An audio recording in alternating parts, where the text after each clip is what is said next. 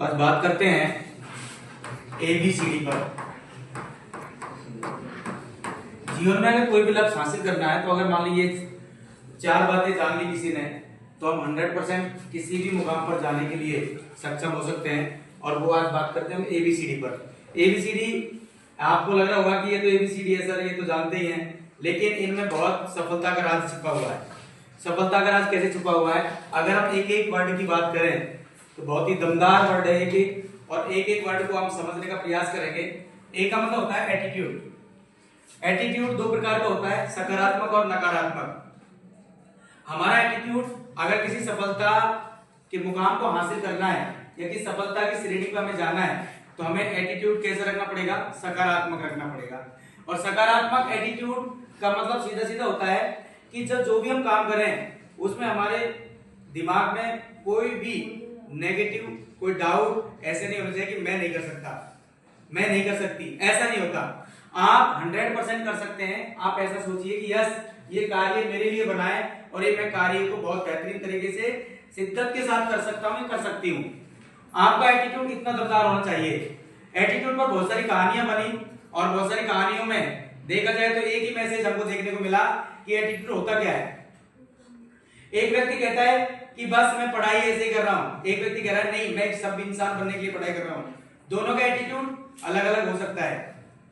एक छोटी सी मैं कहानी के माध्यम से आपको समझाना चाहूंगा कि एक बार क्या हुआ, थॉमस अल्बर्ट एडिसन का नाम आपने सबने सुना है। एक बार उनकी फैक्ट्री में आग लगी और धू करके पूरी फैक्ट्री जल रही थी। पास में खड़ा उनका एक मैनेजर बोला कि साहब, आप अपनी फैक्ट्री को जलती हुई देख रहे हैं, आपके दिमाग में थोड़ा सा भी ये नहीं आ रहा है कि आप कुछ सोचे, बोले? क्योंकि दोस्त, मुझे बहुत अच्छे से पता है कि मेरी फैक्ट्री में आग लगी है, लेकिन इस फैक्ट्री को बनाते वक्त ये इस फैक्ट्री में बहुत सारी कमियां छूट गई और आज वो कमियां भी मेरी इसी के साथ चल रही है। अब मैं पुनः प्रयास करूंगा और बहुत बेहतरीन कार्य करके और एक भी कमी इस फैक्ट्री में नहीं छोड़ूंगा। एटीट्यूड ये होता है साहब। एटीट्यूड के बहुत सारे उदाहरण ऐसे हैं। तो हमारा सकारात्मक नजरिया होना चाहिए, हर चीज को देखने का नजरिया होना चाहिए कि यस, ये अच्छा कार्य मेरे लिए है और मैं हर हाल में इसमें सफलता अर्जित करूंगा या करूंगी। अगर आपका दमदार एटीट्यूड है, दमदार सकारात्मक नजरिया है, तो आप हर हाल में उस सफलता की श्रेणी तक जा सकते हैं। बी फोर होता है बिलीव। बिलीव सबसे पहले खुद पर बिलीव होना चाहिए। हमको खुद पर विश्वास होना चाहिए और विश्वास की ताकत अपने अंदर इतनी होनी चाहिए कि आपके लिए जो भी कार्य दिया जाए, आपके शब्द होने चाहिए उसके प्रति, यस, ये काम मेरे लिए है और मैं करूंगा इसको। मुझे विश्वास है कि मैं अपनी कक्षा में या अपने कार्य, अपने कारोबार में, अपने कार्य में मुझे विश्वास है कि मैं सफलता अर्जित आसानी से कर लूंगा या कर लूंगी। ये आपके अंदर विश्वास होना चाहिए।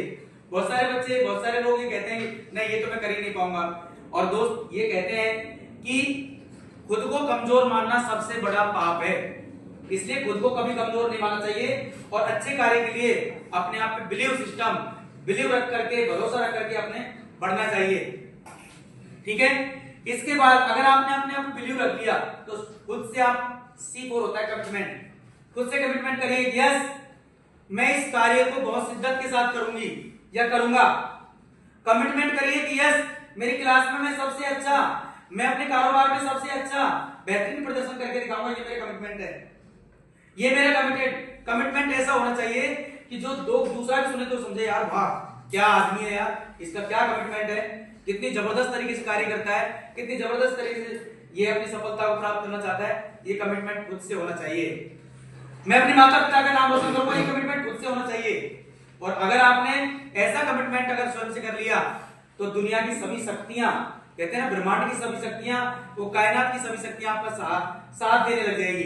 तो कमिटमेंट खुद से होना चाहिए, 100% होना चाहिए। और खुद अगर आपने कमिटमेंट कर दिया तो उसको प्राप्त करने के लिए पूरी शिद्दत के साथ लग जाइए, हर हाल में वो कमिटमेंट पूरा होगा। और अगर आपने कमिटमेंट पूरा करने का वो रास्ता मिल गया आपको, उसके लिए रखना पड़ेगा आपको D4 डिसिप्लिन, अनुशासन। और कहते हैं साथियों कि अगर अनुशासन की मैं बात करूं, अनुशासन मतलब होता है कुछ नियम कानून कायदे होते हैं हर फील्ड के, चाहे एजुकेशन की बात करूं, चाहे किसी कारोबार की बात करूं, कुछ नियम कानून कायदे होते हैं, उनको फॉलो करते हुए, उस सिस्टम की बातों को फॉलो करते हुए आगे बढ़ सकते हो। और अगर कहते हैं ना अनुशासन के साथ उन बात को आपने मानना शुरू कर दिया। आपको बोला जाता है कि अर्ली मॉर्निंग उठिए, आप अर्ली मॉर्निंग जगिए, अर्ली मॉर्निंग फील्ड में जाइए, अर्ली मॉर्निंग ग्राउंड में जाइए, ये कार्य आप ऐसे करिए, तो वो आपका अनुशासन है कि आप हमेशा उस कार्य में समय से पहुंच पा रहे हैं, समय से जा पा रहे हैं, जो बात बोलती उसको कर रहे हैं समय से, आपने फॉलो किया। आपको बोला गया है कि आप सिस्टम से कार्य करिए, सब अच्छे से बैठ के पढ़िए, आप इसको लाइब्रेरी समझिए, या जो भी कार्य कर रहे हैं, जिस फील्ड में आप कार्य कर रहे हैं उस फील्ड को बहुत बेहतरीन तरह से करिए। अगर आपने इस चीज को समझ लिया, मान लिया, जान लिया, ठान लिया और इस अनुशासन की अपने आप में ताकत जागृत कर ली, तो हर हाल में आप एक सफल इंसान हैं, आप एक सफल इंसान हैं। बहुत बहुत धन्यवाद, आपने मेरी बात को बहुत पेशेंसफुली सुना और इन्हीं बात के साथ बहुत बहुत धन्यवाद। Thank you.